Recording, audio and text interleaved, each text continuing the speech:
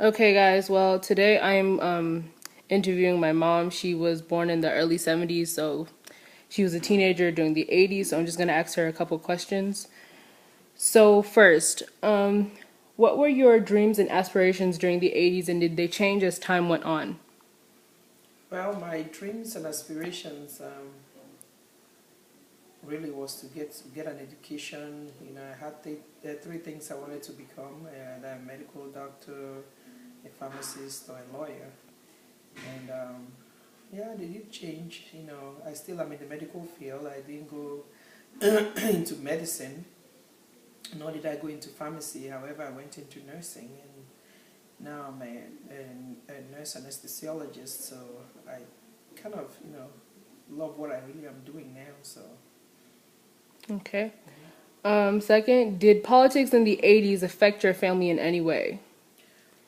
Well, considering I wasn't born in the US, I was born outside here. Politics back home is a little bit different from what they have here in the US. I mean, in a way, politics do affect not my family directly, but I mean the country as a whole, because in as much as they say it's a democratic nation, but it's more of an autocratic system where democracy really doesn't happen. Everything is rigged, and the same leaders continue to lead for a very long time. Which the president that came in to power, I think that was in '83, is still the current president that we have in Cameroon today, and that's why there's so much unrest in Cameroon now. I mean, a lot of people have actually been killed, and there's been fighting. They've cut off the lights, electricity, internet, and all that between the southwest and northwest, just because of the fact that that same person has been in power, and there's such a lot of corruption. The economy is suffering. A lot of young people. There's a mass exodus. That's one of the reasons that most Cameroonians, I mean, are out of the country. They're all in either America, Canada, Europe. So yeah, politics does affect a lot. How was the school curriculum in the 80s? Well, like I said, Cameroon is a bilingual country. It was colonized by the French and the English, and I grew up in the English-speaking part, which was education was set up in the British curriculum. So that's what we followed.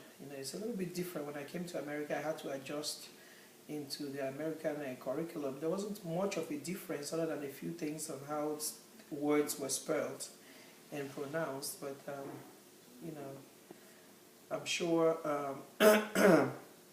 with it's when I look at what you are doing, it's quite different from what I did. Because we were more into an art student or science student. But when I came here, I had to focus on everything, which to me, I think is a plus. Okay. What was your favorite song from that decade? Uh, Gosh, Michael Jackson was very popular.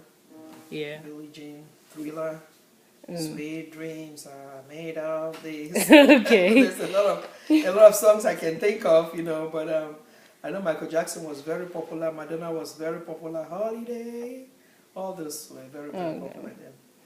All right. Do you believe you had the most fun in your teenage years, and if not, why?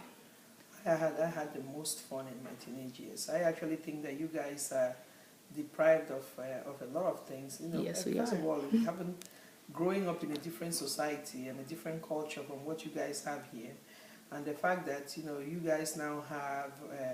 We grew up reading a lot of books because we had just one channel on TV, which came from at 6 o'clock in the evening and turned off at midnight. So we listened to the radio a lot. We did a lot of reading. So we were quite into studies. But you guys, like have the internet, the TV. It's like you guys are in the cyber bombardment.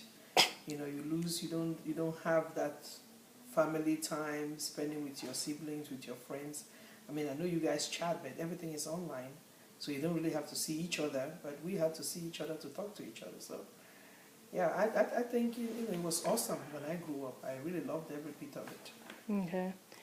Being from both countries, Nigeria and Cameroon, do you feel there was a difference in like lifestyles from those two countries? Absolutely. See, I never lived in Nigeria. I was born and raised in Cameroon and then came here to the US. But even growing up in Cameroon, I had a lot of the Nigerian culture instilled in me. And I love the fact that I was able to experience both. And then, of course, coming to America and also, getting the American culture. I think it makes me a very much a balanced person because I see things from different perspectives. The typical Cameroonian looks at things differently from a typical Nigerian. So I believe I take things from both sides and balances it. And then coming to America, it kind of gave me I was more level-headed because yeah. So both cultures are very rich in their own ways. However, if having both cultures makes it better than having just one. All right. Because both of them have their positives and their negatives, and if you can just take the positives of both sides, then you're more you're more, I guess I can say, blessed that way because you're looking at things from two positives. Okay. If you could bring back something from the 80s, like a trend or a fad, what would it be? If I could bring back something from the 80s, would really be I guess do it, and if it's going back to the 80s, just the fact that I'm not sure how the American culture is. Oh yeah, it's like all But your background, like yeah. So if I had to bring back things from Cameroon, I'm not sure how Cameroon is also now because I'm not living there. I'm living here. But if I were to do anything, I really liked the lifestyle then. Like I said, it's a lot of family oriented. People were more focused. Everybody was focused on doing something great, to better than your parents. Your parents expected you to be better than them also. And you were encouraged to basically the sky is your limit. You're able to achieve whatever you put your mind and your heart to. You don't take nothing for granted. Nothing is taken for granted. And I believe I tell you guys that all the time because you guys are blessed to be in this country because there's a whole lot of opportunities that most people or people your age in Cameroon don't have those opportunities here. So. yeah. Okay. So next is there a friend or a significant other that you remember from the 80s, and could you tell me about them? You know a lot of my friends from then. Yeah. Growing up at home. I mean, interestingly, as you can tell, all of us left and came here.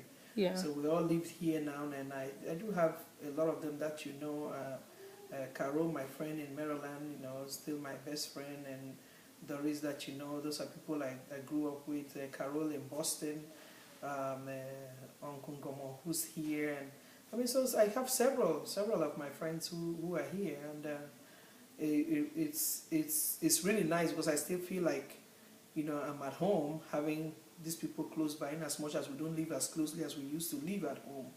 But just the fact that they are here, it kind of gives you a little bit of, I guess, pleasure and keeps your identity going. All right. What were the hardships that you faced during that decade?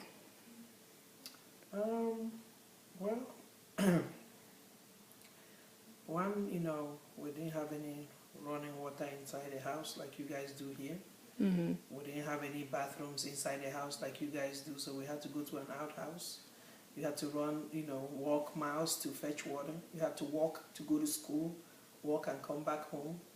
And I'm talking about miles. So the difference is at that time we didn't know it was hardship. Yeah. It was a norm because everybody else was just like you. Very few people had cars, or very few families had cars. And even the families that had cars, their children were not like occasionally transported back and forth. There were no school buses or anything. So all of us just had to walk to school, and we took it. It was more of a pleasure because you're walking around with your friends and having a conversation and going to school and coming back. So it was really the norm. There was a lot of things that we didn't have. I mean, like I said, that you guys have. There was no TVs, no this thing. But I'll tell you that it was a very enjoyable time for us because we didn't know any difference. We didn't know any better. Those are what we had, and we made do with what we had. All right. Yeah. So last question is, what is your fondest memory of the 80s? I guess my dad.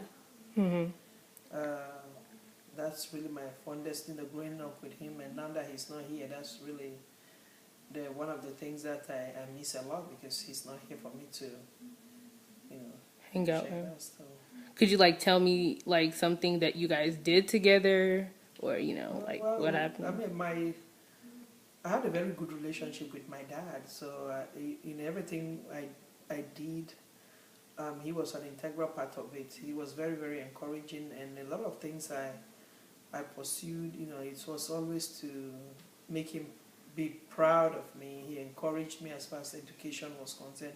He made me actually believe in myself and believe that there's no limit to what I can do and what I can achieve and where I can go. So that gave me a lot of confidence in everything I was doing. Whether it's education or personal, and